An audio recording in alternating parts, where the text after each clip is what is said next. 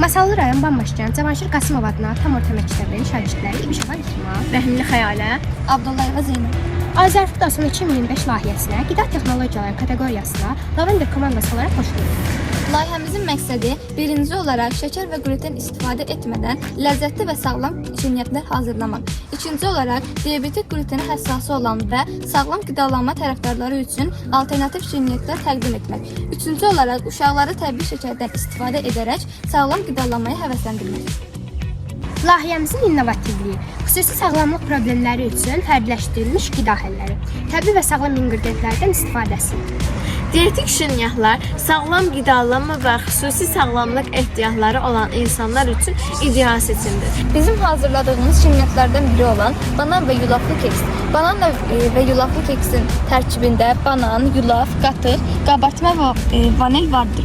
Bu keksin faydaları, bu keks sadə məhsullarla hazırlanır və az kaloridir. Bananın təbii şirinliyi və yulaf əzməsinin toxluq hissi bir araya gələrək doyurucu bir şirniyyat əldə edilir. Da zeytun yağlı və portağallı keksdir.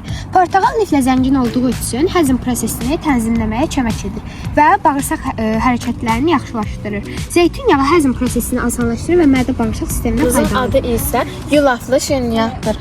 Bunun tərkibində yulaf, xurma, süd, kakao və keşiyu var. Biz şirniyyatımızın üzərinə vurduğumuz şokolad sosunu isə süd, kakao və bəhməsizdən istifadə etmişik.